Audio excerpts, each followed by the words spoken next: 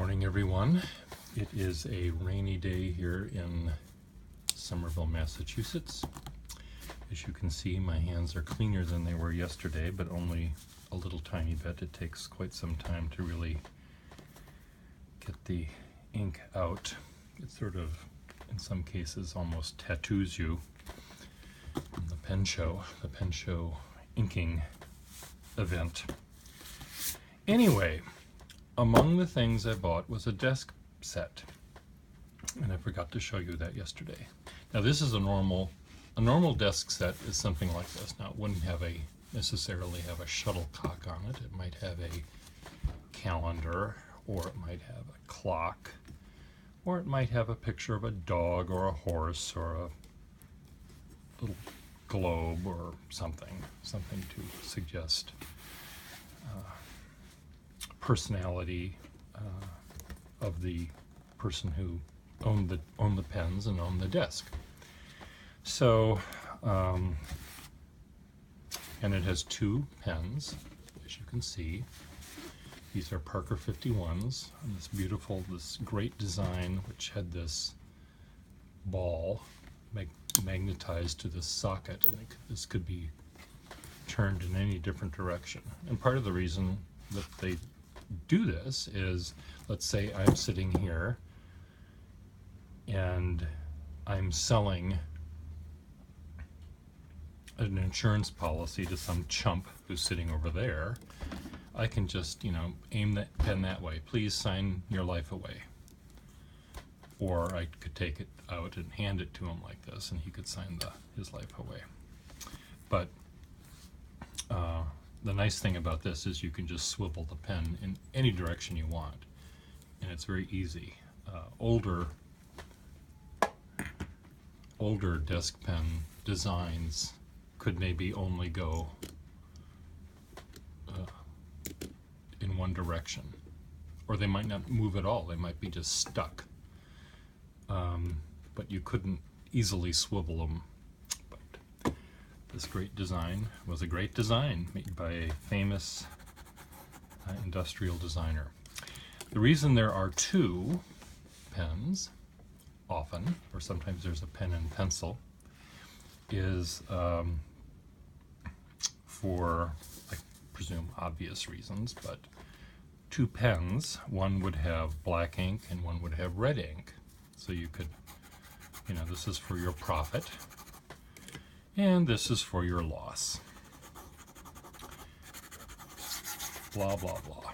Or, sending out pink slips. Mrs. Carmichael, says Mr. Mooney, you're fired. I think he did that every episode.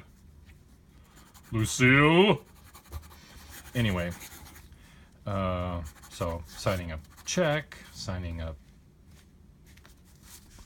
document, signing a letter, you'd use the black ink 9 times out of 10. Red ink you might also use for editing. You go back through your notes and you cross things out in red, or you circle a calendar in red, or you make your appointment for your massage in red, or your massage in red and the massage with the happy ending in black. I don't know how I'm not a businessman, clearly, so I don't know what businessmen in fact do. But anyway, desk pens are almost always, when they're double like this, many of them are single desk pens, but when they're double, it usually signifies an important businessman interested in money, profit and loss, and all that sort of stuff. Normally, they are about this size. Sometimes the piece of marble or glass or whatever this is made of, the base is made of, might be a little bit bigger. It may have a big clock in the middle, or a big shuttlecock in the middle. I don't know who would want what in the middle. But usually the two pens were relatively close together. They were far enough so that you could easily grab one without impaling yourself as you're trying to grab it. They're far enough apart for that, but they're not far enough apart so that you have to reach halfway across the desk to get the red ink. But at the pen show 2 days ago now, I bought the slightly more modern version of essentially this pen. This is a 51, and move that out of the way. This is the 61. I should show you them side by side. Now, they're too big for this camera. Can you imagine such a thing? So the first thing you'll notice is not only is that this is huge, but you'll also know that the pens are really, really far apart. Now, my mind, if you haven't figured this out already, goes in weird places. But when I saw this, I immediately went to a weird place. I found myself in the back seat of a Lincoln Town Car, limousine, bulletproof, and sitting over here in front of this pen, in his side of the car, is Gorbachev, and over on this side of the car is Ronald Reagan, and maybe Nancy Reagan's in the middle, I don't know. But why isn't President Reagan's pen working here? But it seemed almost as if this desk set was designed for two people sitting side by side, not sitting across from each other, but sitting side by side. Or the only other possible explanation, if this isn't riding on the back of a Lincoln Town Car or whatever they have in Russia, the Lenin Town Car, is now you made me lose my train of goddamn thought. Lincoln Town Car. It'll take a second. What is it? What was I going to say? The only other purpose, if it isn't in the back of a car with two people sitting side by side, it might have been designed for someone who is ambidextrous, where, you know, this is for your left hand because it's close to your left hand. It's, you know, if you were sat, if you were sitting way over there, this would be close to your left hand. This one would be close to your right hand. So this could be for, anyway, it could be for an ambidextrous person. It could be for two people sitting side by side.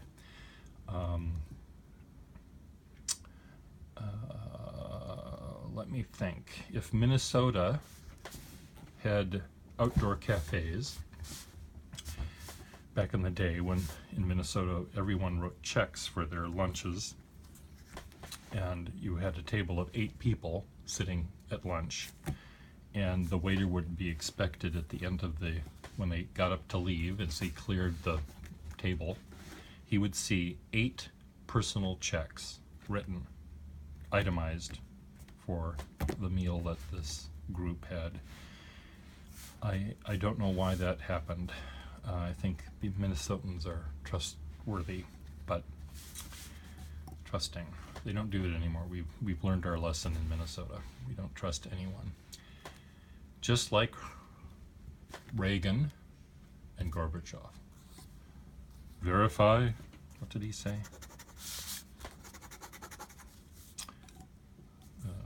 I don't remember. Something in verify. Anyway, now Gorby's pen isn't working. Well, one of the things too that this desk pen, I'll get back to the desk pen and away from my diatribes. One thing that's weird about this is the proportion of trumpet receptacle for the pen and the pen. Normally, almost always, there's a relationship between the pen and the holder. This is sort of a missing link between the shallow trumpet and the long holder versus the longer holder and the shorter pen. this is and it's quite interesting. It's a design element that someone at the Parker Pen Company thought was important. I don't know. Maybe these were supposed to represent the missiles aiming at each other, and it took longer for you to launch one. Who knows what people were thinking. So that's the odd thing. This is an odd item because of that, the design item. But you'll also notice most desk pens are tapered at the end, and they taper to a point. Except for the Parker 61 in front of me here. And this little flared end, where can I get a close-up of this? See, it flares out. I have no knowledge of this, but it could be that this is a phone dialer. Back in the old days when we had a rotary phone, there were such things as phone dialers, and they were designed in some cases for the fashionable women of the day, secretaries and pearl-wearing Mrs. Cleaver-like homemakers, housewives they used to be called, and they would have long fingernails, and you can't dial very effectively a telephone using a finger with a claw on the end of it sticking out an inch or so. So they would use the back of a pencil, they would use some other, a pen cap to dial the phone, but they also made phone dialers, and they usually had this little shape to them so that they could get underneath the dial and rotate it without slipping. God, I remember that all the time. Now, come to think of it, if you weren't paying attention to how you were dialing the phone, you always got wrong numbers. Oh dear. Now we can dial the phone with our butts. Anyway, so I'm thinking that this might also be a phone dialer. So if Reagan and Gorbachev get in an argument in the back of that car, they can quickly grab their pens, and they don't have to sign that peace treaty. They can just get out their briefcases and dial that number. Gorby? Yes, Mr. President. Sign that page. Anyway, blah, blah, blah. Aren't you glad you tuned in? So, anyway, here it is. This may have actually signed that treaty in Iceland or wherever that treaty was signed. Ta-da! Okay, back in the warehouse. Oops. This is Carmichael. You're fired. But Mr. Mooney. The end.